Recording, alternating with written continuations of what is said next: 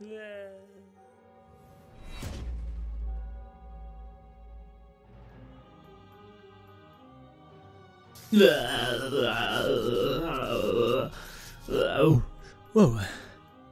Eh bien, bonjour à toutes et à tous, amis décharnés, et bienvenue dans cette deck tech Varina Apocalypse Zombie. Mais avant de nous lancer, il se trouve qu'elle a quelque chose à vous dire. Abonne-toi à Sbire et like cette vidéo. Ouais, mais attends, ils l'ont pas encore vu. Bon. Sans plus attendre, je vais brièvement revenir sur les cartes en elles-mêmes. Varina est un zombie 4/4/4 qui possède une capacité déclenchée et une capacité activée. La première dit que pour chaque zombie avec lequel on va attaquer, on pourra piocher autant de cartes, se défausser d'autant de cartes et gagner autant de points de vie. La seconde nous permet de créer un jeton zombie 2/2 engagé en payant 2 incolores et en exigeant 2 cartes de notre cimetière. Du coup, moi ce que j'en retiens, c'est qu'avec des phases d'attaque, on peut creuser dans notre bibliothèque et mettre certaines cartes de côté. Car il y a un adage qui dit à Magic, une carte mise dans un cimetière n'est pas une carte perdue. Elle est simplement mise dans une main secondaire. Mais pour que tout ça s'opère sans difficulté, il ne faut pas tomber dans un piège de building. Cela implique de ne pas jouer de cailloux. Ni Sol Ring, qui ne permet pas de jouer notre commandant efficacement, ni cacher d'ésotérisme. Alors je sais, ça paraît contre-intuitif. Donc je vais rentrer dans le détail du pourquoi du comment et vous présenter 2 scénarios l'un à côté de l'autre. Dans le cas 1, je souhaite jouer des zombies les 3 premiers tours de jeu, pour déclencher 3 triggers de Varina au tour 4. Dans le cas numéro 2, je veux un zombie tour 1, un caillou tour 2 et lancer Varina au tour 3. Dans la foulée, déclencher un trigger, puis déclencher 2 nouveaux triggers au tour 4. Alors vous me direz, bah du coup c'est pareil. Bah pas vraiment en réalité. Car il y a très peu de zombies avec une valeur de mana de 1 que l'on a vraiment envie de jouer sans remplir son deck de mauvaises cartes.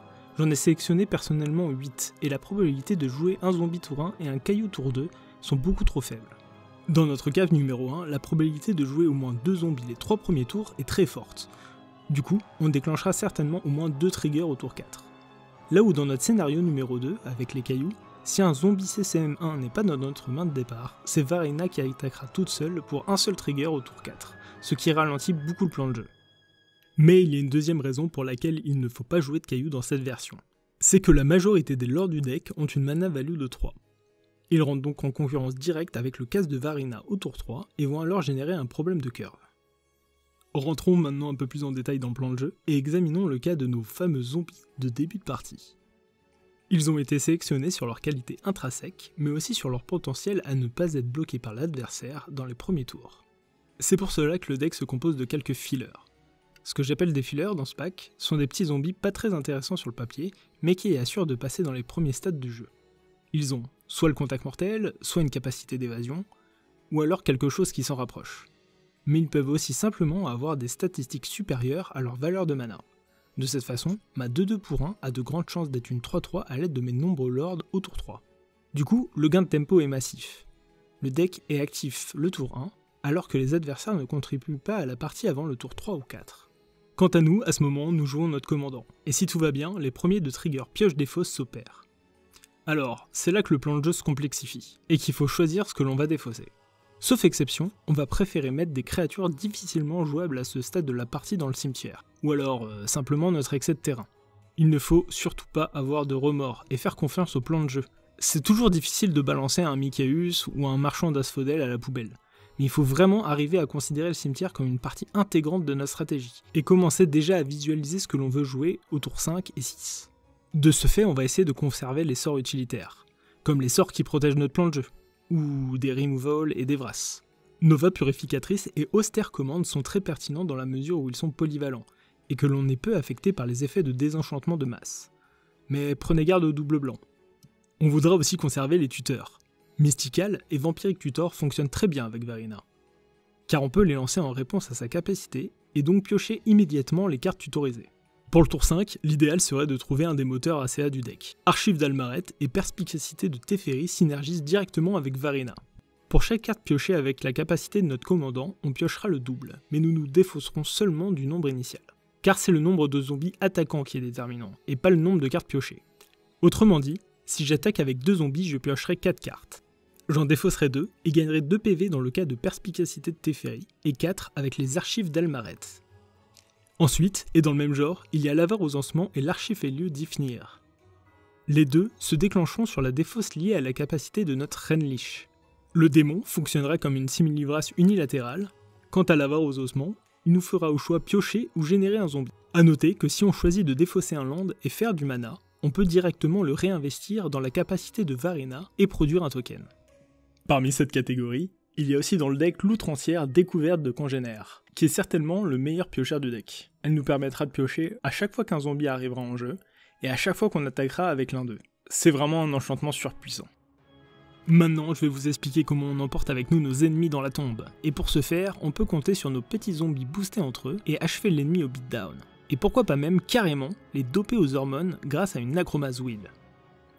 Mais c'est aussi à ce stade de la partie où on peut lancer un sort de réanimation spectaculaire, ce qui nous permettra d'avoir un board imposant et de déclencher des capacités souvent déterminantes.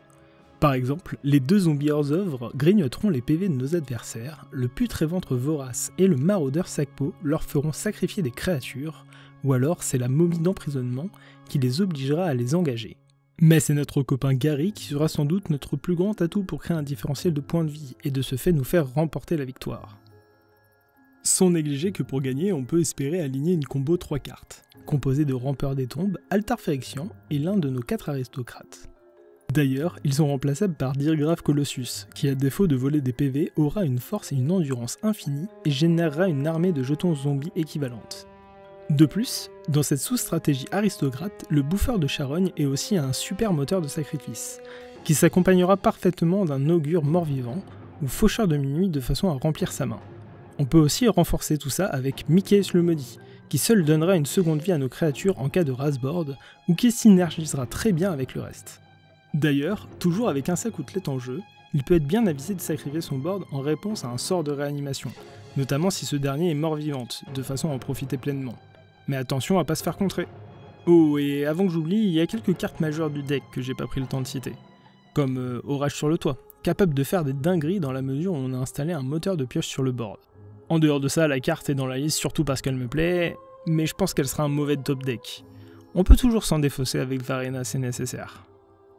J'ai pas évoqué aussi la présence de Rotult et de Fouilleur Phyrexian qui rentrent aussi très bien dans le plan de jeu réanimation. Ensuite, il y a Wonder, que l'on veut se défausser sur la capacité de Varina, de façon à donner le vol à nos créatures. D'ailleurs, le Scabellé donnera aussi le vol à nos zombies, en plus de faire un effet similaire à notre commandant. Enfin, il y a dans la liste Liliana de la guerre des Planeswalkers, qui depuis qu'elle a été éditée est un staple des jeux noirs, notamment si mettre des créatures au cimetière n'est pas un problème pour vous.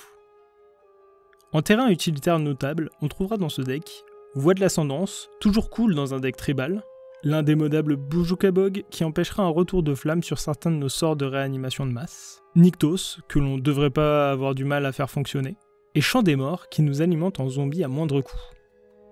Bon, à présent je pense qu'on a fait le tour. Pour résumer, je vous propose un petit graphique qui synthétise le deck. Je prendrai le temps de rentrer un peu plus dans les détails à l'occasion, mais en attendant, comprenez que le deck a un bon potentiel de menace et de rapidité, ainsi qu'une bonne résilience. Niveau stabilité, on est assez dépendant de nos premiers tours, drop 1, drop 2, drop 3. Et côté interaction, quelques-unes sont présentes, mais on cherche avant tout à être proactif. Et enfin, j'apprécie beaucoup jouer ce deck. Maintenant, si vous aussi vous jouez Varina et vous pensez que je raconte des conneries, n'hésitez pas à vous manifester dans les commentaires.